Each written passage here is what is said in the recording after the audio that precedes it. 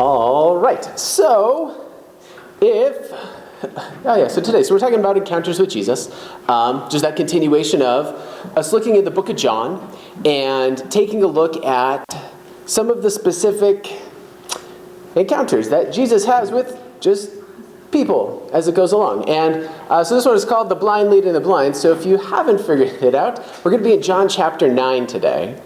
And so if you have your Bibles, go ahead and turn there. And there is one kind of key feature with this. And so, there's a lot. But this is a miracle where Jesus heals a blind man. He heals a man born blind, which is a significant difference. It's not, seeing a bright light and not being able to see for a while. This is a man who, from birth, didn't have sight. Real unique in direct comparison to the last, I think it was the last time? Probably the last time I was up here. We were talking about the miracle of feeding 5,000, where that's the only miracle that's actually covered in all of the Gospels. This healing is actually only here in John. So quite the transition there. And now, one thing I do want to point out is, before I get into this, I love how this starts if we look at the very end of chapter 8. At the very end of chapter 8, Jesus makes a very, very, very bold statement directly to these Pharisees, where he says, "Very truly I tell you," Jesus answered, "before Abraham was born, I am." At this, they picked up stones to stone him, but Jesus hid himself, slipping away from the temple grounds. As he went along, he saw a man blind from birth. What an excellent transition. Thanks, John. People are going to try to kill you. Oh, and then this other thing happened, and we just wish. There wasn't chapters then, and so I can't imagine the writing style of that. And that kind of hit me later on, and I couldn't not share it with you. So we're going to be looking at this encounter of Jesus healing this blind man, and it's really the entirety of this chapter. And so the high level gist of it is they're moving along. And they come across this man who's been born blind, and they ask, who sinned? Was it his parents? Was it him? And Jesus says, neither. This happened so that I could show you something. And so they heal this man, and that's kind of the start of this event. And then it goes on to a very long, intense accusation of these Pharisees looking at this man and saying, how could this have happened? This happened on the Sabbath. This clearly is not from God. God wouldn't break his own laws of maintaining the Sabbath. How did this happen? And bringing in this poor, newly not blind man to question him and kind of berate him about, deny that this thing happened, I guess, is really what they want out of him. And they even bring in his parents and they question him. And so there's a lot of characters involved in this story. And I'm eventually going to get hungry. And so I'm not going to talk about all of them to you. But we're going to hit a couple of real key players in this event. And actually, I can't even say key players. I'm going to kind of identify them as, from the story's perspective, maybe are minor players. And I want to start really with the parents. So as this happens, he heals this blind man. It's the Sabbath. People bring this newly not blind guy into these Pharisees, and they question him. And these Pharisees just cannot accept his answer to them. And so that's where we're going to pick this up a little bit. So in John chapter 9, let's start in verse 17. Then they turned to the blind man. No, that's not it. Let's start in verse 16. Some of the Pharisees said, "This man is not from God, for he does not keep the Sabbath." So that's the accusation of, okay, you could be blind, and you could be healed from blindness, but it's obviously not from God because it happened on the Sabbath. So that's the reasoning.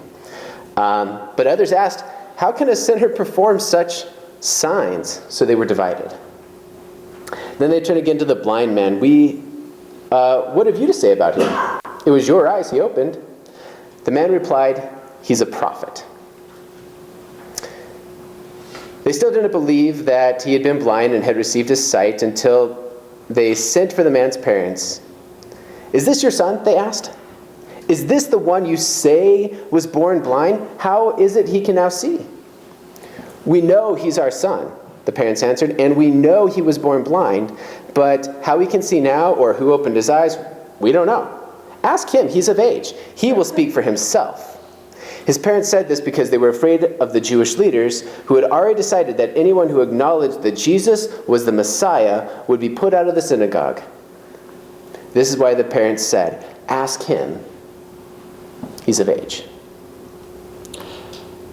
Oh, what a tough spot for a parent. Being a parent is hard in the first place. Being a parent of a child who, to an extent had a disability, but at this time, this disability was not just you're inconvenienced and you go to a special school and you read, different books kind of a thing. But it's not just that. In this day, in this first century time period, this is someone who is now down to only living a life of begging. You are not going to work productively. Your disability was legitimately going to be disabling. And as a parent, you want what's good for your kid. You want your children. Before Sarah and I had children, my biggest hope was, I said, I would like two. I don't care if it's a boy or a girl. I want two healthy children. And that was my biggest, grandest dream as a dad, is that's what I want.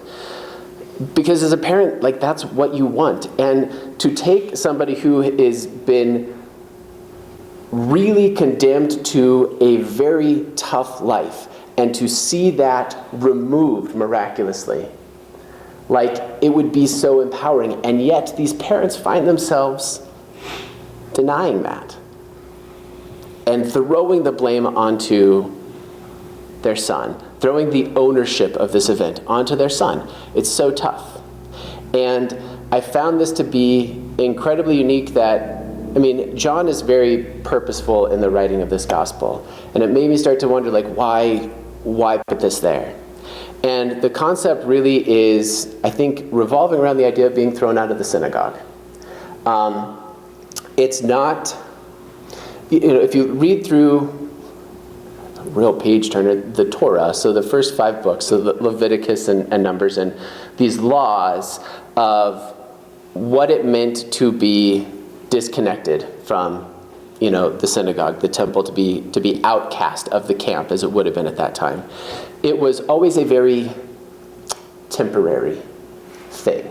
It lasted a week or so. You would be put out for a while, and you would be shamed, and you would be called unclean, and you would, be brought back in. And at the time this was occurring, that was probably what being put out of the synagogue meant. It was a temporary thing, but all of your friends, your entire society, everybody you know, would know that you were the person put out of the synagogue. So it was shaming to an extent, but it was also, at this point, very temporary, most likely. However, when John is writing this book, a few decades later, so around 90 AD, we had seen a divergence happen, a transition where the time that you would get put out of the synagogue became longer and longer and eventually permanent. And about this time when he's writing this, the effort to create a delineation between Judaism and what would become Christianity was a very big deal, especially to Jews who would not accept Christ. And permanently putting people out of the synagogue happened. You could not have your friends. You couldn't associate with people. You wouldn't do business with them. You wouldn't, deal with them. You would just be you're shunned, and that's it. And it became permanent about the time that John would have been writing this. And so it's a neat moment to look at something that happened and was noted, but at the time probably not as impactful as when it would have been read in this story when it was written. And so it makes it really tough to look back. I think it's included here purposefully to paint a picture of the decision that you're left with making. Ultimately the impact and kind of weighing it out. And so siding with Christ at the time this would be read, sure, a long-term delineation of your friends may not be your friends anymore. And your family may not see themselves as your family anymore. But your options are to not choose Christ and let that be your life, or to go ahead and stick with Judaism and accept that that's what it is. And that's what the book of Hebrews is about. It's a wonderful read. I recommend it. It takes like 45 minutes, but it's easily my favorite book. But that's really what the book is about. It's, you can have Christ and how he is better than everything in Judaism, or you can stick with Judaism and, have it easy for yourself and your family. And I think this is highlighted so well here because of the craziness of the action of these parents. Like, not only for the joy that you should have felt for your son being healed, but also a thankfulness to somebody who could heal him when nobody else ever had a chance. And you didn't do it because you were scared of something so temporary and so fleeting. And it's not so far off of how we find ourselves even today. Is so on the verge of celebrating something so amazing, and maybe just limited because we're scared of something fleeting. So that's the parents in this encounter. Kind of a crazy deal. But the big one that I wanted to spend a little time on is actually the disciples. And so we passed on it right away. So in those very first two lines, or very first four verses. We'll just start reading at the very beginning. Let's come back to how this question all came up, right? So as they went along, they saw a man blind from birth. His disciples asked him, "Rabbi, who sinned, this man or his parents, that he was born blind?" What a crazy question.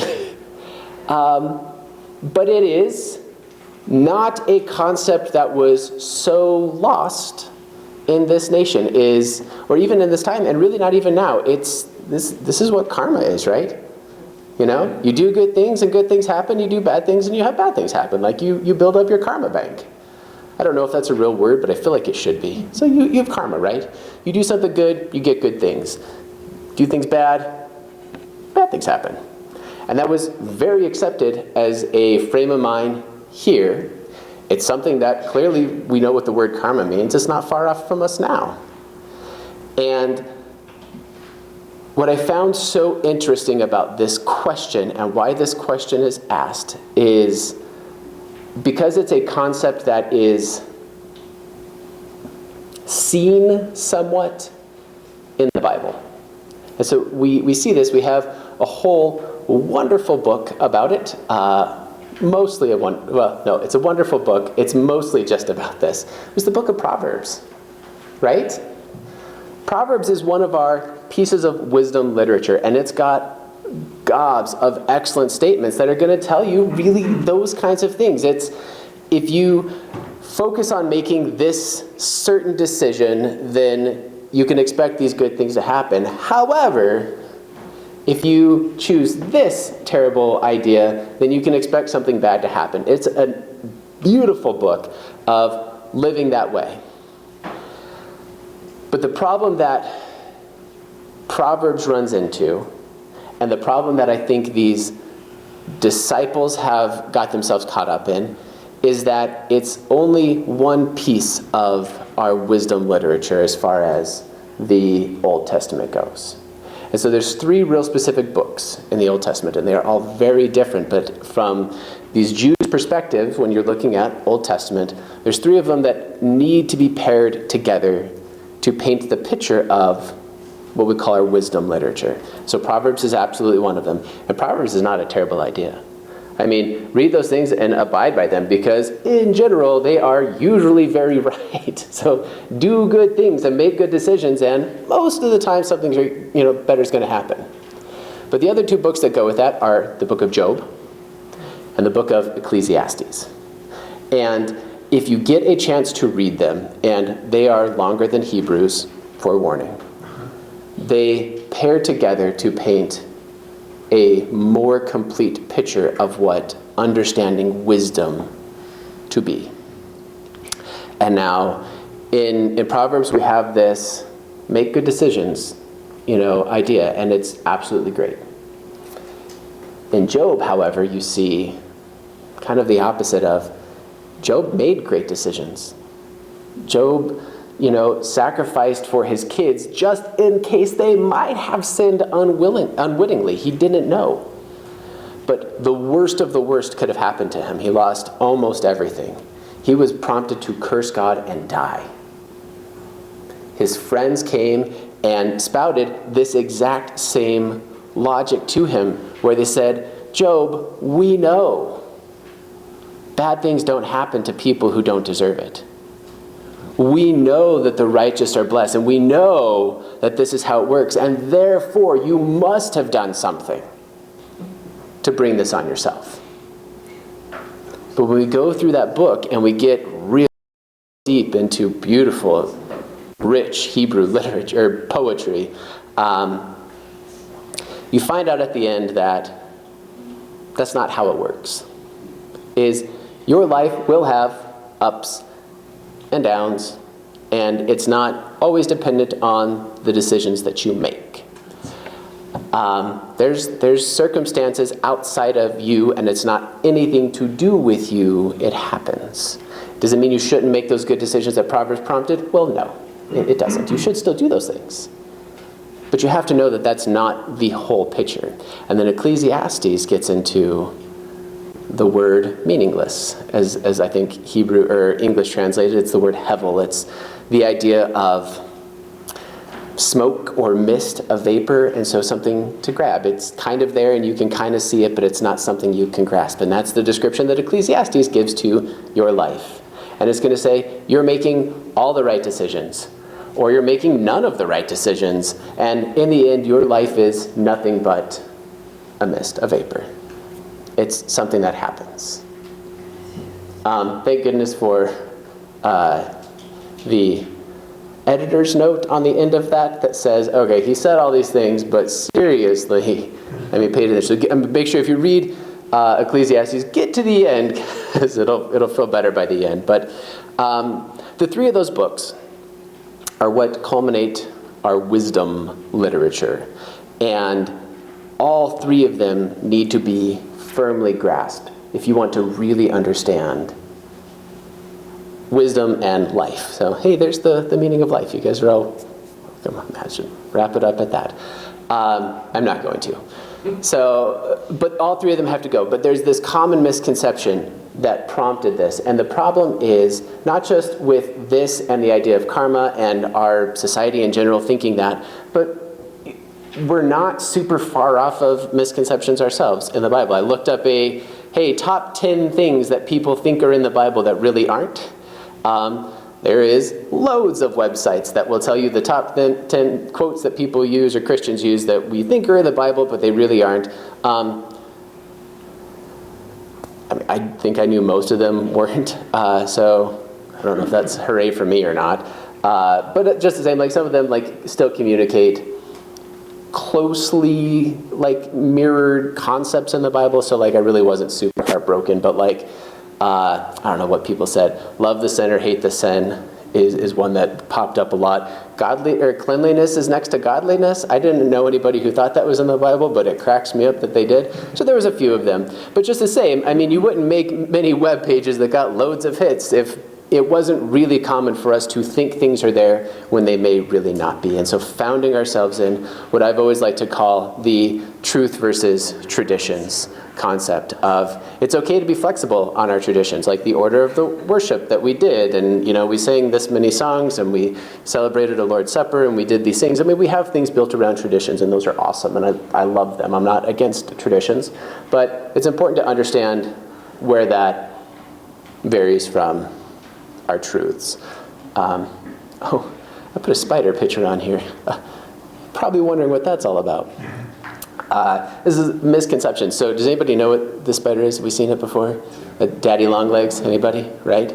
So have you heard there's a myth out there that the daddy long legs, and I know it was perpetuated to me as a child, the daddy long legs is the most poisonous spider in the world. But its fangs are just too small that they won't pierce your skin, which is why we don't die all the time from daddy long legs that are all over the place. Just a fun myth. Anybody besides me heard that? Okay, good. I'm not on my own. Excellent. So it's funny because it's something, everybody, we are all thought to believe this, that like, oh, it's so dangerous, but you don't have to be scared. But it's really not true for a couple of reasons. Number one, they don't produce venom. Because number two, they don't have fangs. Because number three, they're actually not even a spider at all. So they only have a single body segment, so they're qualified as something else. So it's wrong on all of those claims. And so it's something that lots of us have been brought to believe and is totally not true. But it was absolutely perpetuated by myself as a child to anybody who would hear me, and how crazy I was holding those dandy long legs. So misconceptions are common among us, and they were common among them. And it's important here what we see is Jesus delineating that truth from them and painting this beautiful picture for us. This last one I'll look at is kind of the reason. And as I was putting this sermon together and trying to come up with which encounters or which interactions or which people are discussed here and figuring it out, I realized that John wrote this passage and included this miracle here when nobody else did of the synoptic gospels, because there's a point to it.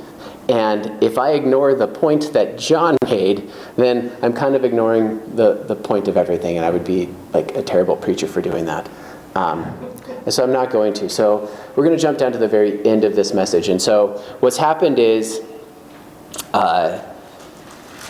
these Pharisees questioned the blind man, and then they brought in his parents, and then they questioned him again, and they just hate his answers, and they will not accept them. And then we get down to verse 35. So John chapter 9, verse 35. It says, Jesus heard that they had thrown him out. So number one, the penalty that his parents were so scared of, his very first statement says, it happened to you. Like, you can finally see the synagogue, you can view the temple, and now you can't go there. So kind of a tough ordeal for this blind man. So Jesus heard that they had thrown him out. And when he found him, he said, "Do you believe in the Son of Man?" "Who is he, sir?" the man asked. "Tell me that I may believe him." This is the most remarkable healing for this reason. So in almost every other healing we see, somebody has faith beforehand that Jesus can do this thing for him, and they'll touch the edge of his cloak, or they'll yell out to him and say, "Heal me." Lepers will walk up to him just in desperation, out of faith that they know he can do what they think he can do.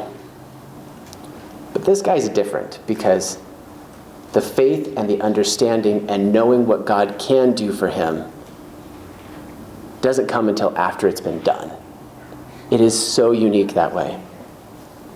And Jesus said, "You have now seen him."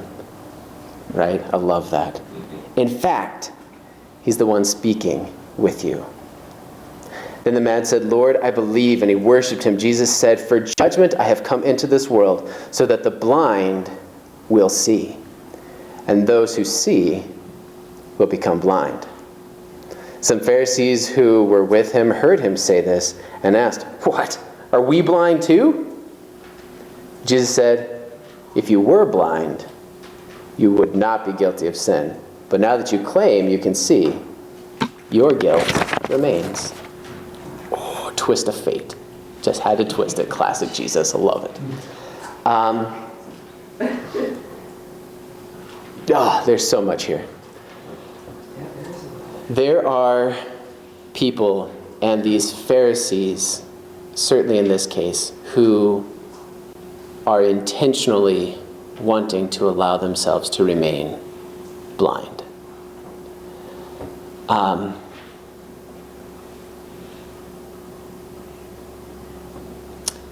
After you've seen the truth, after you've experienced the truth, after you learn some things, these Pharisees have found themselves into a very unique position, and luckily all of us and basically all of the rest of society are in a position where, I like to say the phrase, it's too late to go home early.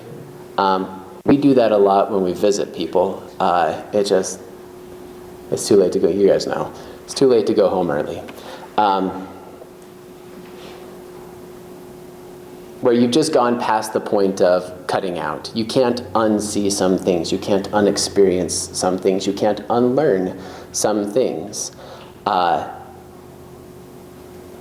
at that point, once you've seen and learned and experienced, you are kind of stuck with having to deal with that somehow. The clock starts to tick, and you're left with a decision. It's, do you want yourself to remain intentionally blind? You have the option.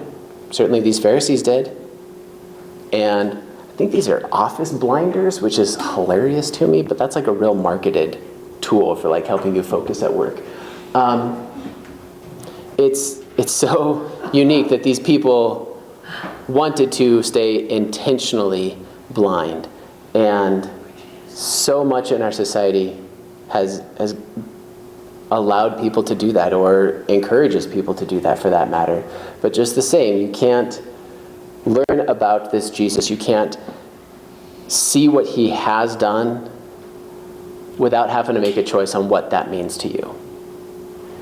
And it's very much with this idea of this unique faith that this blind man experiences that is very real to the rest of us. It's not, I believe you could do this thing, and it's solidified because of what he does after that. It's, I've seen the work that you can do, and therefore I believe in you wholeheartedly.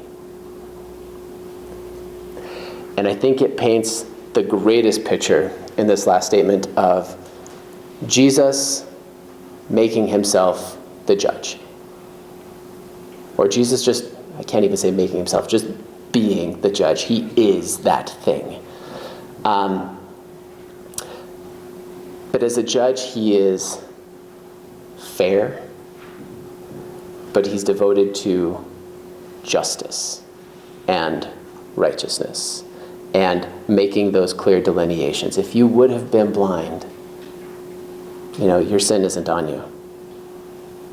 But at the same time, now it's too late to go home early.